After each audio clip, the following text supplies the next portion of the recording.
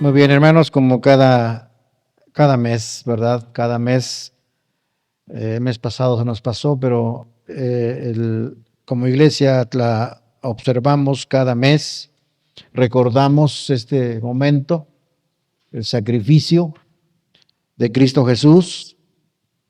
Y bueno, pues hermanos, es un momento para reflexionar, un momento para meditar, para pensar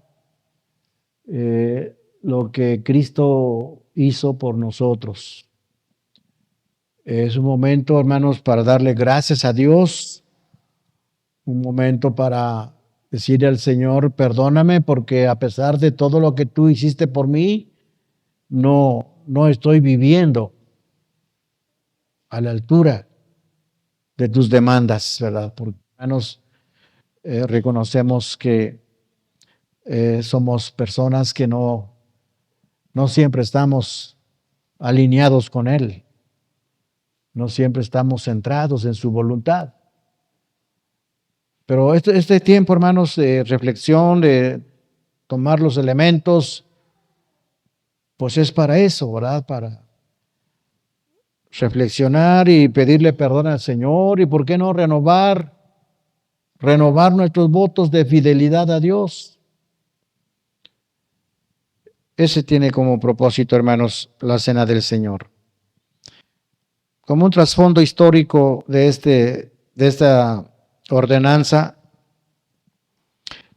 quiero compartir brevemente esta parte introductoria al trasfondo histórico. En los primeros años de la era cristiana, los hermanos de aquellos tiempos tenían lo que ellos llamaban sus fiestas ágapes, fiestas del amor. Dichas celebraciones tenían un solo propósito, el de convivir entre hermanos, según leemos en 1 Corintios 11, 20 al 34 y Judas 12, y se celebraban después de participar de la cena propiamente del Señor. Tenían esos momentos de ágape, de compañerismo. Pero con el pasar del tiempo, hermanos, con el pasar del tiempo, estas reuniones perdieron su objetivo, ya que los hermanos pudientes, vamos a llamarlo así, los hermanos de dinero, traían sus manjares y comían y se apartaban entre ellos para comer de esos alimentos muy bien preparados. Y los hermanos de escasos recursos económicos pues no tenían la misma capacidad. Entonces ellos eran relegados. Y se perdió, hermanos, eso. Y se degeneró a tal punto de que algunos se emborrachaban, terminaban embriagándose. Así es que ya se imaginan, hermanos, qué terrible, ¿no? Lo que estaba pasando en la iglesia. Y de esta manera entonces convertían estas fiestas del amor como un motivo de glotonería, a semejanzas de las orgías de ebriedad de los templos paganos, eclipsando así la cena del Señor. Por este motivo entonces el apóstol Pablo escribe la carta fuerte, la carta a los Corintios, una carta fuerte para hacer volver a la iglesia, a recapacitar y retomar el camino, ¿verdad? El camino correcto. ¿Cómo se deben hacer estas cosas? Y por eso, hermanos, vamos a ver en esta mañana tres características de la cena del Señor. Y vamos a ver la primera, hermanos, ahí. Pero el primer punto, hermano, es la cena del Señor es una institución divina. Primero a los Corintios, ahí está, hermanos. Primero a los Corintios 11, 23 al 26. Si lo leemos, hermanos, tiene mucha importancia esto que el apóstol Pablo lo está diciendo, que esta ordenanza es una institución divina. 11:23 al 26 dice así: porque yo recibí del Señor lo que también os he enseñado, que el Señor Jesús, la noche que fue entregado, tomó pan, y habiendo dado gracias, lo partió y dijo: tomad, comed, esto es mi cuerpo, que por vosotros es partido, haced esto en memoria de mí. Asimismo tomó también la copa después de haber cenado, diciendo: esta copa es el nuevo pacto en mi sangre, haced esto todas las veces que la bebiereis en memoria de mí. Así pues, todas las veces que comiereis este pan y bebiereis esta copa, la muerte del Señor anunciáis hasta que Él venga. Esto, hermanos, para que refresquemos nuestra memoria, ¿verdad? Esta ordenanza que vamos a tomar parte ahorita, que contiene estos elementos tan sencillos como es el pan y el vino, no fue un invento, hermanos, de la iglesia de aquel tiempo, ni siquiera de los apóstoles. Esta ordenanza, hermanos, nace de la mente y del corazón del Señor Jesucristo. Y nace, hermanos, con el propósito de que en su iglesia, nunca olviden lo que Él hizo por su iglesia. Jesús es el fundador, hermanos. Voy a pedir a los hermanos que yo elija a que me ayuden a leer algunas citas bíblicas que quisiera que veamos allí, que no están en la pantalla. Lucas 22:15, mi hermano Félix, por favor acerquen el micrófono a mi hermano Félix para dar lectura. Lucas 22:15. Es una expresión muy hermosa que hace el Señor allí. Lucas 22:15. Jesús le dice a sus discípulos que ha deseado comer la Pascua con ellos antes de padecer. Otra vez, hermano. Dice: intensamente he deseado comer esta Pascua con vosotros antes de padecer, porque os digo que nunca más volveré a comerla hasta que se cumpla en el reino de Dios. Muy bien. Palabras de Cristo, ¿verdad? En otra versión, la 60, que es la que usamos nosotros normalmente, dice: cuánto he deseado, ¿verdad? Ahí leyó el hermano intensamente, ¿no?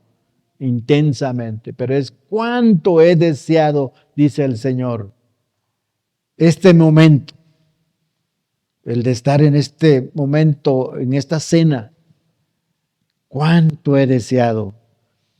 Y Mateo 26:18, otro hermano, por favor, hermano Brando. Mateo 26:18, acerquen el micrófono al hermano, porque hermanos, como esto se transmite, ¿verdad? Entonces, si algún hermano llega a ver nuestro programa, no quiero que ese momento quede en silencio, ¿no? Porque por eso queremos que el micrófono esté allí. Escuchamos, hermano, Mateo 26:18 dice: y él dijo: id a la ciudad a cierto hombre y decidle: el maestro dice, mi tiempo está cerca, en tu casa celebraré la Pascua con mis discípulos. Gracias, hermano. Palabras textuales así como las dijo el Señor. Interesante, ¿verdad? Lo que dice ahí, hermanos. Ese local, ese lugar que Él escogió. Si ustedes se fijaron, Él dijo: con mis discípulos. No era un grupo abierto así para todo mundo. Ni siquiera de los 70 que fueron enviados, sino que ahí solamente eran Jesús y sus discípulos. Por eso es que, hermanos, nosotros como iglesia, esta celebración de la Cena del Señor no está abierto así para todo mundo, en el sentido de que el hermano, la hermana que participa de la Cena del Señor tuvo que haber obedecido al Señor con el bautismo bíblico, ¿verdad? El bautismo por inmersión. pudo haber dado testimonio de esa conversión a Cristo, de esa salvación que ha obtenido en Cristo. Una vida de compromiso con el Señor. Sí, esos son los hermanos que toman la cena del Señor. Están comprometidos con el Señor. Jesús lo dijo aquí. Ni siquiera el dueño de la casa fue invitado. Se creía que era la casa de Juan Marcos. Pero ni siquiera ellos fueron invitados. Solamente Jesús y sus discípulos. Hermanos, ¿qué tan comprometido está usted, hermano, hermana? ¿Qué tanto es el compromiso que usted tiene con el Señor? Para que en esta mañana usted se sienta que es un discípulo del Señor Jesús y que está invitado a esta cena. Es muy importante, hermanos, que toda vez que tomemos la cena del Señor, hagamos lo que más adelante veremos. En Mateo 26, del 26 al 29, otro hermano que dé lectura, por favor, o una hermana ahora, la hermana Miriam, ¿puede leer, hermana?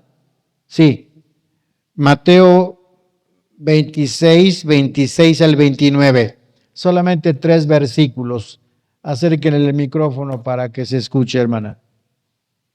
Dice, y mientras comían, tomó Jesús el pan y bendijo, y lo partió y dio a sus discípulos y dijo, tomad, comed, esto es mi cuerpo. Y tomando la copa y habiendo dado gracias, les dio diciendo, bebed de ella todos, porque esto es mi sangre del nuevo pacto, que por muchos es derramada para remisión de pecados. Y os digo que desde ahora no beberé más de este fruto de la vid, hasta aquel día en que lo beba nuevo con vosotros en el reino de mi Padre. Gracias, hermana. Gracias. Qué hermoso dice allí, ¿verdad?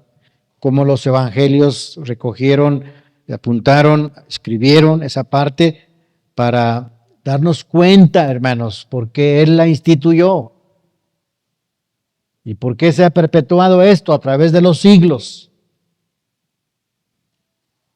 Es la única manera, hermanos, de recordar el sacrificio que Jesús hizo por nosotros y la manera como apropiarnos, ¿verdad?, de esta redención del Señor. Son maneras que Él dice comer su carne y beber su sangre. No es una forma literal, ¿verdad? No creemos en la transubstanciación. No creemos que los elementos se transforman en el cuerpo y la sangre real de Cristo. No es eso. Pero sí creemos, hermanos, que esta ordenanza nos ayuda a recordar el sacrificio que Jesús hizo por nosotros y que debemos apropiarnos de la salvación, de la redención de Cristo Jesús. Son frases simbólicas muy hermosas. Punto 2, hermanos. Este punto también quisiera hacer énfasis, quisiera recalcar, hermanos, en el punto que dice, la cena del Señor es una institución delicada. No sé si estamos por ahí, hermano Toño. Sí. Muy bien, hermanos. La cena del Señor es una institución delicada. ¿En qué sentido, hermanos? 1 Corintios 11, 27 al 34. Quiero que lo tomemos, hermanos. Pocas veces tocamos esto, pero hoy quisiera que lo toquemos y pensemos por qué es delicada, hermanos, esta ordenanza y por qué debemos tener cuidado al tomarla. Miren lo que dice. De manera que cualquiera que comiere este pan o bebiere esta copa del Señor indignamente. Ojo ahí, hermanos. Ojo ahí. Será culpado del cuerpo y de la sangre del Señor. Por tanto, pruébese cada uno a sí mismo y coma así del pan y beba de la copa. Porque el que come y bebe indignamente, sin discernir el cuerpo del Señor, juicio come y bebe para sí. Por lo cual, ojo ahí, hermanos, también hay muchos enfermos y debilitados entre vosotros, y muchos duermen. Si pues nos examinásemos a nosotros mismos, no seríamos juzgados. Mas siendo juzgados, somos castigados por el Señor para que no seamos condenados con el mundo. Bueno, hasta ahí. Está bien hasta ahí. Entonces, hermanos, estamos viendo aquí que la Cena del Señor es una institución delicada. Y desde luego, pues nos hace pensar que la iglesia de Corinto habían caído en un desorden, hermanos. En un desorden que estaba llevando a la iglesia a una situación de pecado, hermanos, donde las consecuencias que aquí se está mencionando se estaban viviendo en la iglesia. Por eso me preocupa a veces, hermanos, cuando de repente vemos en la congregación un hermano y otro hermano, una hermana y otra hermana, y empieza a haber mucha enfermedad en la iglesia. Ya no digamos en el mundo, no, en la iglesia, los que formamos esta congregación. Me preocupa eso, hermanos. Porque a veces hay hermanos que se han desanimado y ya no quieren congregarse y se están yendo al mundo. ¿Qué está pasando en la iglesia? O algo peor, hermanos. Porque hay hermanos que se van y son llamados por el Señor, parten de este mundo. Este pasaje, hermanos, me ha hecho pensar qué importante es entonces, hermanos, no caer en un desorden en nuestra vida personal. En esta mañana vamos a tomar la cena del Señor. Pero tomemos en cuenta esto, hermanos. Primeramente dice, tomarla indignamente. ¿Qué es tomar la cena indignamente, hermanos? Miren, si yo les pregunto ahorita, ¿quién de todos aquí presentes somos dignos de tomarla? ¿Cuántos habrá? No hay nadie, hermanos. Nadie aquí presente es digno. Pero aquí Pablo dice que nadie debe tomar esta cena indignamente. ¿Qué vamos a hacer? Hermanos, la razón es muy sencilla. Y muy difícil también, según la manera como veamos esto. Si usted, hermano, está practicando un pecado en su vida, pero nadie sabe, de la iglesia nadie sabe, no olvide esto, que el Señor sí. Arregle ese pendiente, hermano. Arregle ese pendiente. Arrepentido, confiese al Señor ese pecado. Llámelo por su nombre. No diga al Señor, perdóname todos mis pecados. No, hermanos, esos pecados tienen su nombre. Y cuando hacemos una confesión real, sincera al Señor, le decimos, Señor, esto fue. Y este pecado se llama así. Y ahí la Biblia nos da muchos. Pleitos, celos, iras, disensiones, envidias, herejías, adulterio, fornicación, codicia. Y la lista, hermanos, ahí está. ¿Qué vamos a hacer con esos pecados, hermanos? Para no tomarla indignamente. Porque si esos pecados están latentes y están tomando lugar en nuestro corazón, hermanos, y la tomamos, juicio. Dice la escritura aquí, ¿no? Juicio come y bebe para sí. Pero no es todo eso, sino que traemos consecuencias para toda la congregación. Hay muchos enfermos, hay debilitados y muchos parten, mueren en la iglesia. Y no queremos que nadie muera. No queremos, ¿verdad? Todos queremos. Si un hermano se enferma, pues que el Señor le dé la salud.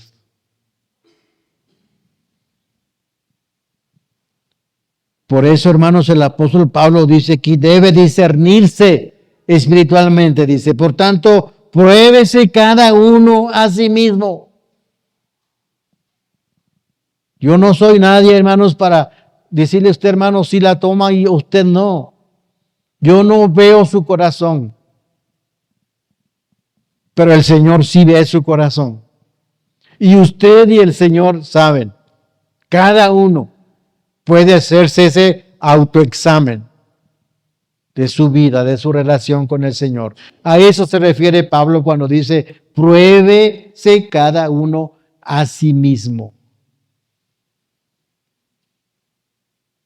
Así que, hermanos, por eso dice este punto, la cena del Señor es una institución delicada. Delicada. Y yo les invito, hermanos, esta mañana para que usted y yo y cada uno de nosotros la tomemos dignamente. Es decir, haber arreglado nuestros pendientes. Si hubo por ahí ayer, antier, un malentendido con un hermano, para no ir lejos, con su esposo o su esposa, con su hijo, con su hija. Hubo un malentendido, hubo un problema, una fricción. Hermano, para que usted la tome dignamente, debió habérsele pedido perdón, debió haberse reconciliado ya. Haberse bajado de ese orgullo, de esa vanidad y haber dicho a su hijo, a su hija, a su esposo, perdóname. Te ofendí, reconozco que he pecado contra Dios y también te he ofendido a ti, perdóname. Y hacer las paces. A eso se refiere, hermanos. No permitir que el sol se oculte sobre nuestro enojo. No durmamos, hermanos, una noche peleados. Principalmente si mañana es la cena del Señor. Tenemos que haber hecho las paces. Habernos reconciliado con el hermano o la hermana y con nuestro Señor. Y cuando eso haya sucedido, hermanos, usted venga y preséntese ante el Señor y tome del pan y tome de la copa y usted está bien, pero arregló esos pendientes. Porque si alguno hubiere pecado, abogado tenemos para con el Padre, ¿a quién? A Jesucristo el justo. Pídale perdón al Señor, que le limpie su corazón y entonces tome de la cena del Señor. De otra manera, hermano, hermana, juicio come y bebe para sí. Y toda la iglesia puede sufrir consecuencias terribles.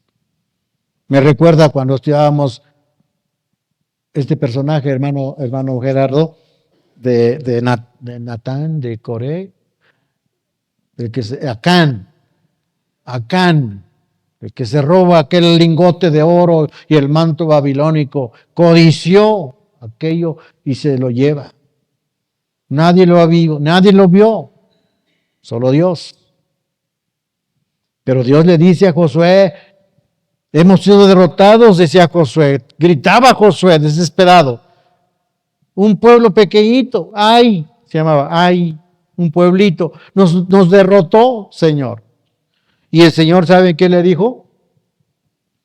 No dijo Acán ha pecado. Él dijo, Israel ha pecado. Todo el pueblo ha pecado. Israel ha pecado. Por eso, hermanos, con la iglesia a veces decimos, ¿por qué no crecemos? ¿Por qué no marcha la iglesia? Porque no hay victoria en la iglesia, porque hay derrota en la iglesia. Alto. Puede ser, hermanos, que hay pecado en la iglesia. Y eso no permite el avance. Y cualquier pecadillo por ahí, fácil presa.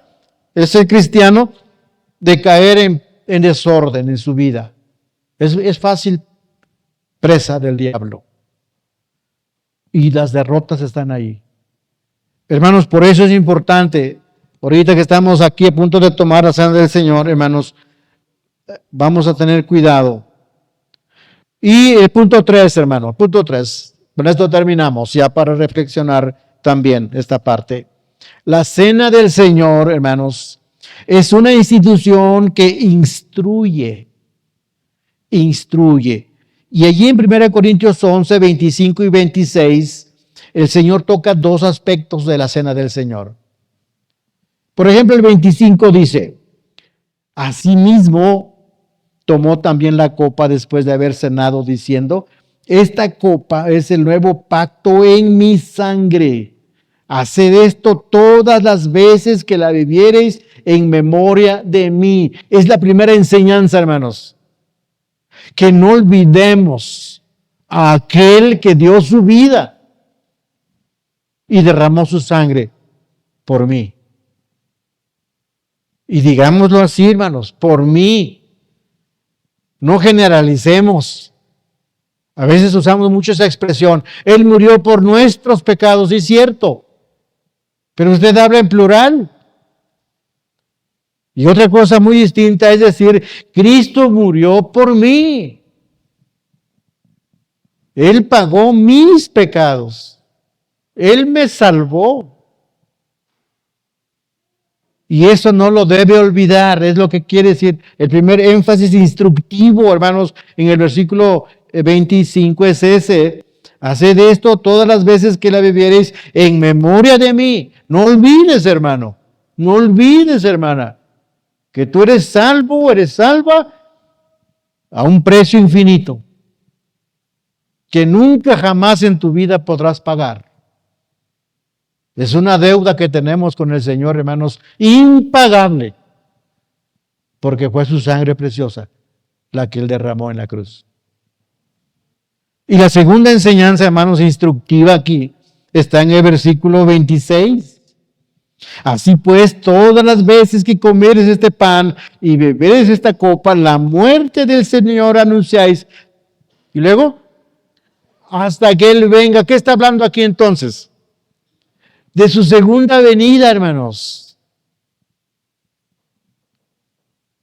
Ese momento, hermanos, que estamos expectantes. Debemos estar expectantes, hermanos, como iglesia, esperando el retorno de Cristo. Su iglesia debe estar preparada, para recibir al Señor. Porque eso es lo que el Señor toca aquí. Toda vez dice que ustedes se reúnen para tomarla, me están anunciando mi muerte, sí, hasta que yo regrese. Ven, Señor Jesús. Es el mensaje de la iglesia toda vez que nos reunimos a tomarla. Maranata. Ven, Señor Jesús. Porque no lo dejaremos de observar, hermanos, hasta que nos reunamos en la gran cena con nuestro Señor. Pero mientras estemos en este cuerpo, vamos a seguir observándola toda vez como iglesia, tomando en cuenta, hermanos, lo delicado que es. ¿Sí? Lo delicado que es. Así que, mis hermanos, por su trascendencia, entonces, la cena del Señor debe ser tomada después de haberse discernido su fundador, Cristo Jesús, así lo dejó establecido. Y claro, Él nos invita a que como iglesia nos acerquemos a su mesa y recordarlo a Él. Vamos entonces, hermanos, a tomarla. Mientras esto se lleva a cabo, hermanos, piense en la cruz. No permita que su mente esté pensando en los frijoles que dejó en la casa, en otros pendientes que él debe, este recibo del agua, recibo de la luz. Y no, hermanos, no deje eso, que su mente venga a esas cosas, no. Piense en la cruz, piense en la corona de espinas, piense en los clavos, piense en aquella lanza que cruzó su costado, piense en las bofetadas que el Señor recibió mientras tomamos estos elementos.